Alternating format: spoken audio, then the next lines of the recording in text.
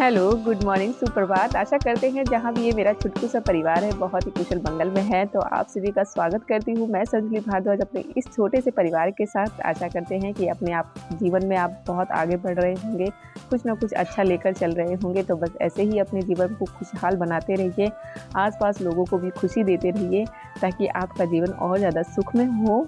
तो जैसा कि आप देख सकते हैं कि सुबह के 5:30 बज चुके हैं और मैं बिल्कुल ही फ्रेश हो चुकी हूँ, नहा धोकर बिल्कुल रेडी हो गई हूँ। अब मैं जो मेरी सुबह का काम है पूजा पाठ का वो मेरा शुरू हो चुका है। तो मैं बाहर की पूजा कर रही हूँ। अब धीरे धीरे मैं अंदर जाऊँगी भवन में। यहाँ मेरे साक्षात भगवान बैठे हैं, देवी देवता बैठे हैं। बहुत ज़्यादा अच्छा लगता है जब सुबह सुबह उठते ही इनके दर्शन होते हैं। और आपको मैं बात बताऊं तो सच में मैं किसी की भी शक्ल नहीं देखती। पहले उठते ही मेरा नहाना धोना काम रहता है, फिर उसके बाद ही मैं इनके दर्शन करती हूँ। बहुत सबसे पहला मेरा दर्शन है ना इन्हीं के होते हैं, इस बात की मुझे बहुत बड़ी खुशी है। तो आप देख सकते हैं बिल्कुल सच में ये मेरे लिए साक्षात बैठे हैं। मैं इन्हें कभी नहीं समझती कि ये मेरे लिए मूर्ति हैं, ये हमारे लिए साक्षात भगवान हैं। बहुत तन मन से इनकी पूजा पाठ हमारा पूरा परिवार करता है और आशा यही है कि जो भी मेरा परिवार देख रहा है ना वो भी भरोसा ज़रूर करते होंगे कि सच में सुबह उठने से पहले ही अपना ये मन बना लिया करें कि सबसे पहले मुझे भगवान की पूजा करनी है, उसके लिए पहले नहाना है। बहुत ज़्यादा दिन जो है ना आपका बहुत ज़्यादा मंगल में जाए, बहुत ही सुख में जाएगा। ये आप ज़रूर आजमा कर देखिए। अगर आपकी भी आदत है लेट नहाने की तो प्लीज़ अगर आप बिल्कुल चाहते हैं, अपने मन को शांति चाहते हैं, अपना जीवन सुखमय चाहते हैं तो ये कार्य ज़रूर किया करें। तो देख सकते हैं कि मैं अभी तैयार भी नहीं हुई थी, लेकिन सबसे पहला मेरा यही काम होता है कि बाहर जाकर नहाकर और फिर उसके बाद भगवान की पूजा करके फिर अंदर आना है। फिर उसके बाद ही मैं अपना आपको देखती हूँ शीशे में, मैं अपनी शक्ल भी नहीं देखती हूँ। अब जैसा कि मैं तैयार हो चुकी हूँ और अब 6 बज चुके हैं तो मैं फटाक से अब जाती हूँ, चाय बनाती हूँ और थोड़ी सब्जियाँ निकाल लेती हूँ जब तक ये थोड़ी गर्म होंगी, क्योंकि बहुत ज़्यादा ठंडी हो जाती हैं फ्रिज में रखे रखे तो ये ना जल्दी से हाथ में आती नहीं है, बहुत ज़्यादा ठंड लगती है हाथों में। तो इधर मेरी चाय रेडी हो चुकी है और मैं अब ये चाय एक मैं पीऊँगी और एक अपने ससुर जी को दूँगी। वो भी नहा धोकर बैठ चुके हैं क्योंकि वो भी जस्ट उठ जाते हैं, 10-15 मिनट लेट पीछे उठते हैं और नहाते हैं। लेकिन हमारा है कि हम साथ ससुर जी और मैं एक साथ ही उठते हैं। सबसे पहले मेरा होता है नहाना धोना, फिर उनका होता है, फिर वो अपनी आरती पूजा करते हैं। तो इधर मेरा नाश्ता शुरू हो चुका है। तो जैसा कि सुबह सुबह जब उठते हैं ना तो इतने काम होने के बाद ऐसा लगता है कि कुछ ना कुछ खाने को होना चाहिए, बिस्किट नमकीन कुछ ना कुछ मिलना चाहिए।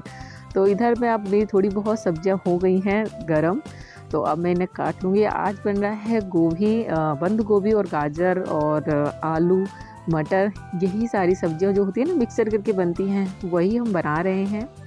तो ये सारी बातें तो हमारी दिनचर्या की होती रहेगी और आप इस वीडियो में देखते ही रहेंगे।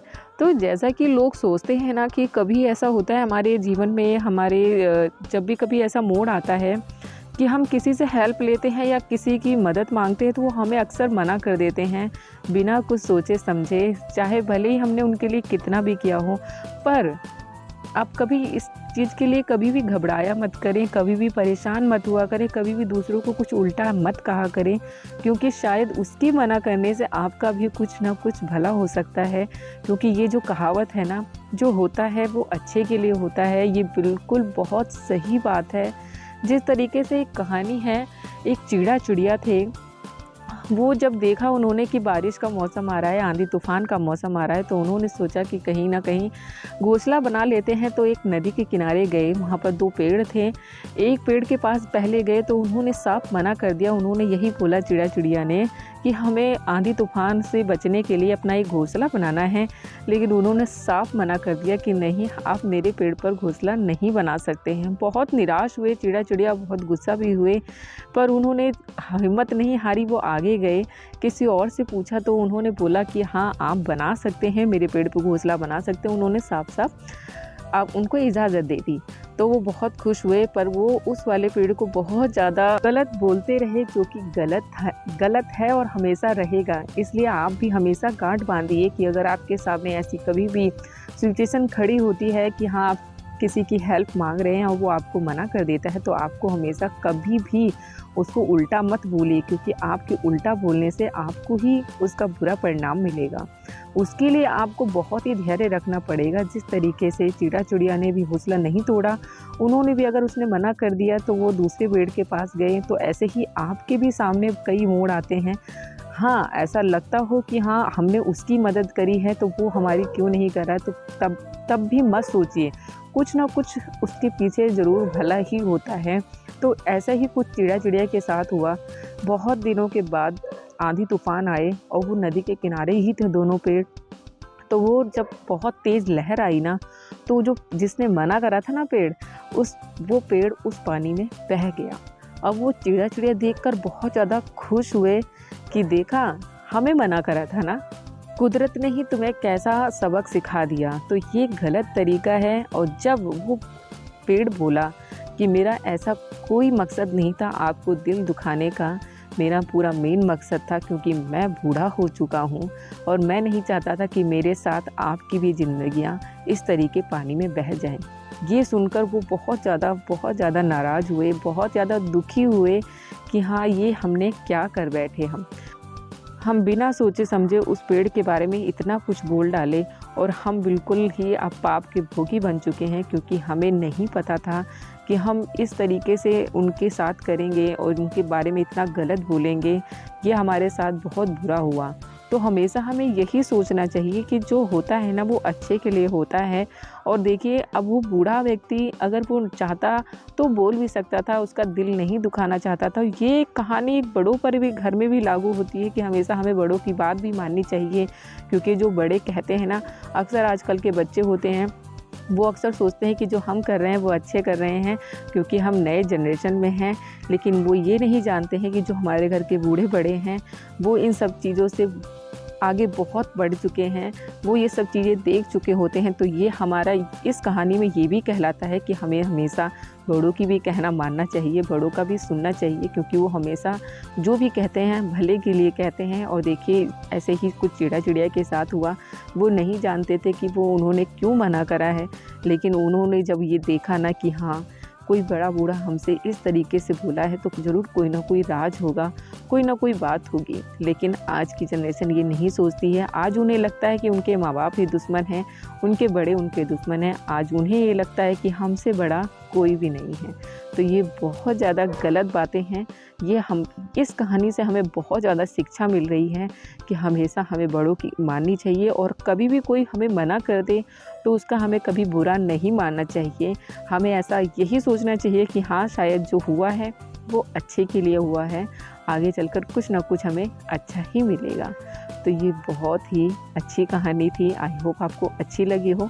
तो जैसा कि आप देख सकते हैं कि अब हो चुकी है शाम, तो शाम के झाड़ू लगना स्टार्ट हो गया है। बेड वेड सब बिल्कुल साफ़ कर दिया है और बाहर भी चौक में झाड़ू लगा रही हूँ, क्योंकि बहुत ज़्यादा धूल मिट्टी उड़ती है। और बिल्कुल ये सामने का जो आंगन है ना, वो खुला पड़ा है, तो यहाँ से धूल मिट्टी पूरे दिन उड़ती रहती है। और अभी तो सर्दी है तो थोड़ा बहुत कम लग रहा है धूल मिट्टी। गर्मी में तो बहुत ज़्यादा हालत ख़राब हो जाती है, मिट्टी ही साफ़ करते रहो। तो ये हमारे साथ एक प्यारा सा मिट्टू, बहुत ही प्यारा है। ये हमें कोई दे गया था मंदिर में, तो वो पता नहीं उनको ऐसा क्यों लगा कि इसके आने से हमारा कुछ गलत हो रहा है, तो उन्होंने बोला कि आप ही इसे मंदिर में रखो। तो हमें भी बहुत प्यारा लगा, तो हमने इसको रख लिया है। अभी ये बहुत छोटा है, अभी बच्चा ही है, तो इसके साथ बहुत अच्छा लगता है खेलने में। बहुत ही क्यूट सा है ये, हर जगह घूमता रहता है। बहुत ज़्यादा खुशी होती है इसको देखकर, और बहुत ही प्यारा है। अब तो थोड़ा थोड़ा बोलता भी है, मिट्ठू मिट्ठू बोलता है।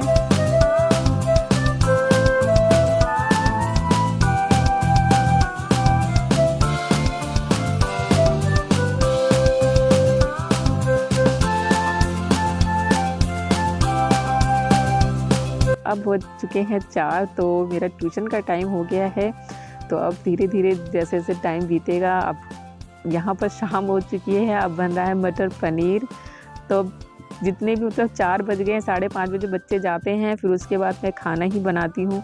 फिर हम 7 बजे 7:30 बजे तक अपना बिस्तर पकड़ लेते हैं, क्योंकि ये मंदिर है ना, तो इस वजह से जल्दी सोना होता है। तो हमारी आरती हो रही है।